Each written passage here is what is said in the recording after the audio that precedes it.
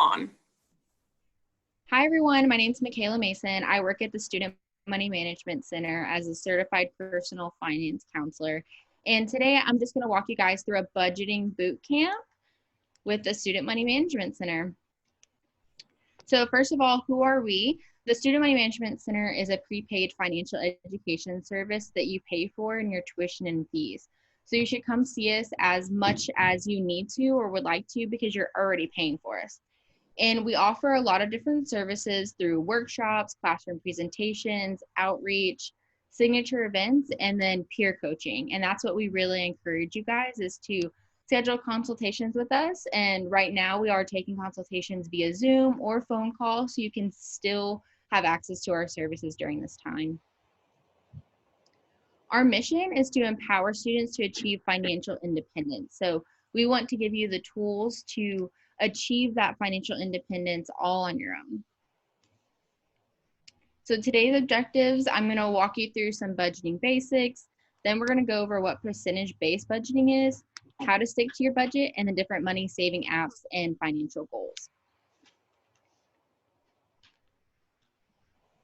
So I'm going to play this short video. It's a really great way to kind of break down the budget and make things really simple.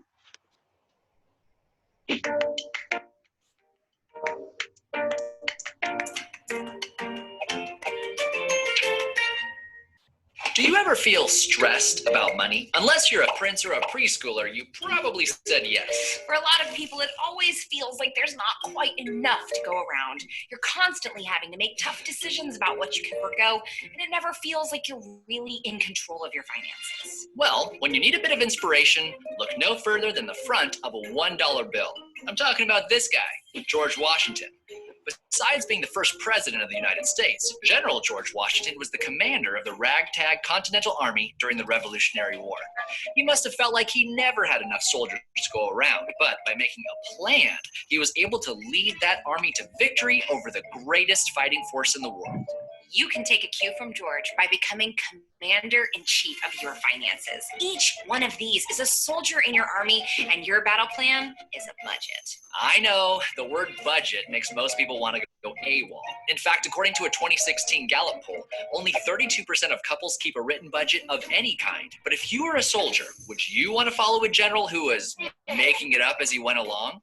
A lot of people tend to think of budgeting as prediction, estimating what you'll make in future months and how you'll want to spend it. But the most effective budgets work exclusively with present dollars. After all, you can't give orders to soldiers that don't exist. So the size of your army is only how much money you currently have in your bank accounts.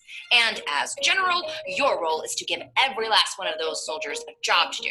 So if you have a total of $10,000 across all of your accounts, you need to decide how much of that you're going to spend this month and how much you're going to set aside for savings. Before we can decide how much we want to spend, we need to know how much we're spending now. Print out your last 3 months of bank statements and put each expense into one of 5 categories. Essentials. These are the things you can't do without. Rent, utilities, groceries, gas, car payments, health insurance, anything you need to live or do your job effectively. Security. These are expenses that increase your financial stability, like building emergency funds or paying off debts. Don't double count credit cards in this category, though. If you use a card to buy groceries, that expense should go in essentials. Goals. This is money you set aside to achieve big life goals, like saving up to buy a house, starting your own business, or taking a special vacation. Lifestyle. These are expenses that help you navigate your social world. Personal grooming and apparel, gifts for friends and family, gym memberships, even pet needs can go in here. Discretionary. This category is all about treating yourself. Going out to dinner, renting a movie, buying a video game, or getting a massage. Everyone has their own priorities, but think of this as a good battle plan template, with the most urgent needs at the top and the more flexible ones towards the bottom. Now that you know how much you generally spend on these categories, you can start assigning your soldiers to next month's duties. Unless you're living paycheck to paycheck, you probably have some money left over. But don't let those soldiers just sit around. Decide what you're saving them for. Is it an emergency fund or a Hawaiian vacation? Savings that have explicit purposes are a lot harder to steal from. Congratulations, you've made your first month's budget. Now how do you make it stick? Number 1, write it down. You can use a spreadsheet, an app, or good old pencil and paper. But no general ever won a war by keeping all their strategy up here. Number 2, update it. Conditions on the ground will change, so re-strategize at the beginning of every month, and you'll have new soldiers to deploy in next month's battles. Number 3, use advanced technology. Thanks to the dozens of budgeting apps you can download for your phone, no one has to keep a checkbook longhand anymore. This can be especially helpful for discretionary spending. Now you can know right away whether you can afford that Weird Al album on vinyl. So how do you know you're budgeting correctly? Well, the most obvious answer is that you're less stressed. Imagine enjoying a dinner out without worrying about whether or not you can afford it. Imagine not holding your breath every time you check your account balance. You'd be amazed how much you can improve your mood just by introducing more clarity and control into your finances. Like a lot of good financial habits, the point of budgeting isn't to have more money. It's to be happier with the money you have. And that's our 2 cents. We want to tell you about the new All right. So that was a good introduction. Fiesta. And so there are 2 kind of key components to a budget. You have your income, so all the money that is coming into your account. So job, financial aid, that is something that a lot of students don't take into account, that financial aid is an income. You either receive that as a refund, and so you can use that to go towards rent, groceries, textbooks, that kind of thing. If you don't receive a refund, it's still considered income because it's going towards an expense, your tuition and fees, things like that would have come out of your pocket had you not received that financial aid. Family contribution is also the same thing. It is considered a form of income because, say, if your parents weren't paying your phone bill or your car insurance, then that would be money that's coming out of your pocket. So it is considered a form of income. The second component of a budget is the expenses. So all the money going out of the account. So there are fixed, variable, and periodic expenses. And we'll go into what those are. So fixed are typically the same amount each month. So normally your rent is about the same, maybe your utilities, your phone bills, those things are, you expect it to be the same amount every month. Variable are things that, are variable. They kind of change each month. I know that my spending in December and November around the holidays looks a lot different than, say, June and July. And then periodic expenses are things that do not occur monthly, few times a year. So a good thing to think of is like you're registering your cars or any kind of car maintenance that you don't really do monthly, but periodically throughout the year. So how to budget. So it's really important that your budget includes all your income streams, but as well as all of your expenses. And so you want to make sure that you're budgeting all of your money and that you're not budgeting, leaving things out. I don't want for much. And then you want to be realistic as well. So if you need help with any of this, please come see us at the Student Money Management Center. Like I said, we are having Zoom consultations, we're having phone consultations, and I know that things are kind of uncertain right now. And so if you need help, we really encourage you guys to get in contact with us. So percentage-based budgeting. Now, there are 3 different kind of columns you can see in this. This is a document that we normally pass out. And we normally have students align more with the consumer CCA column, so the column that's all the way on the right.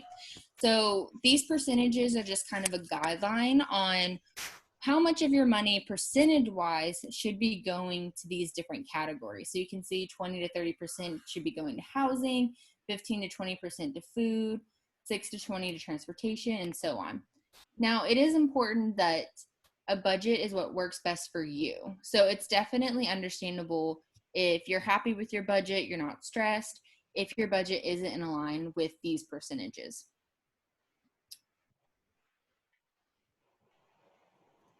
And so kind of to add to that, what I was saying, a budget should not make you miserable. So, make adjustments that allow you to be happy, but also allow you to reach your financial goals and to be financially independent. how to stick to your budget. So that's a really common thing. A lot of students are like, okay, I have this budget, but sometimes I just swipe my card and I have no idea where the money's going until I check my bank account and I realize that all my money's gone. So you definitely want to track your expenses, keep your receipts, write everything down, or you can even use an app on your phone. So, and this is especially important for variable expenses. So those expenses that we talked about earlier that kind of change every month. So that way you can get a good average on how much you spend on these things, since they do vary month to month. Budgeting apps. I know that was mentioned in the video that we watched, and they really are great because they do a lot of times connect to your bank account. And so you can swipe your card and it starts giving you alerts and things like that to make sure that you are staying on track. So these three are kind of the common ones that we recommend to students that are top of the budgeting apps, are very secure. And so there's the Mint app, the Clarity Money app, and the Every Dollar app. And they all are a little bit different. So you'll want to just kind of work with the one that you think works best for you. And so the Mint one is kind of our favorite one that we really recommend. And so here's just kind of some pictures of what it looks like. It also has a lot of other great features, like shows your credit score. There's a lot of really great visuals. So like the colorful pie chart, the green when you're good on your money, red when you're going over your money, keeps track of your bills and all that kind of stuff. And then some other really great ways to save money is just like regular apps. If you have a store that you love going to, see if it has an app. If you have a favorite fast food place, see if it has an app, because all of that will eventually add up. Also, just don't be afraid to ask if there's any kind of discounts or coupons. If you're in the military or veterans, see if there's a discount.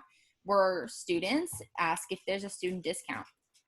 Don't be afraid to save money. So here are just some really great examples of food and beverage apps. Starbucks, I spend a lot of money on Starbucks. I will definitely cop to that. And so the really great thing is that you want to budget for it. So budget for the fast food and Starbucks drinks and all that kind of stuff, because you're spending that money. So really track it, keep up with it, and use really great apps so that you can save money and earn rewards and that kind of thing. Retail apps, again, I am a shopper and I know it, so I budget for it. And there's also some really great things for students. So like the Barnes & Noble College app, if you don't have that already, I really recommend downloading it. You can get 20% off something SHSU, a t-shirt, things like that. They also do have textbook coupons. So I know that sometimes the bookstore isn't always the cheapest on textbooks, but if there's a coupon on textbooks, maybe it is the cheapest. And then just some other retail app examples on here that are here in Huntsville. But like I said, if there's any store that you just love shopping at, then I highly suggest you see if they have an app or some kind of coupon, mailing list, things like that. Same thing for grocery store apps. I really save a lot of money at H-E-B and Kroger using these apps. Also it helps you stick to your budget if you create a list beforehand. So, and I really don't recommend going to the store hungry either. So if you make a list, you know how much money you're going to spend, clip your coupons ahead of time. It will really keep you from overspending and buying extra stuff while at the grocery store. Financial goals. So these are extremely important to be built into your budget. So here's just an example of a financial goals worksheet, and you can just replicate this on a document on the computer or just good old pen and paper. So a short-term goal is anything that's a year or less. So a good example of that is if you're planning some kind of spring break or Christmas break, maybe Christmas presents, kind of budgeting that throughout the year. So that's a good short-term goal. Midterm goals, class ring. So, maybe when you're a freshman, you start saving up for your class ring. Graduation expenses. So I am graduating in July now, but graduation expenses really add up. So, think of everything from the application, pictures, invitation. Do you want a party?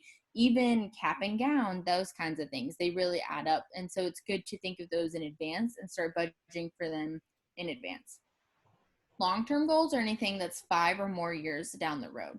So maybe you want to put a good down deposit on a car, you plan on getting an engagement ring or planning for a wedding or even buying a home.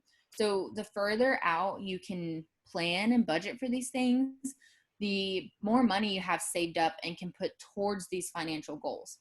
And I know that video kind of discussed that when you have savings and you dedicate that savings to something specifically, it's really hard to spend that money because you know what that money is going towards to the future. So here's some good examples, just kind of like breaking it down.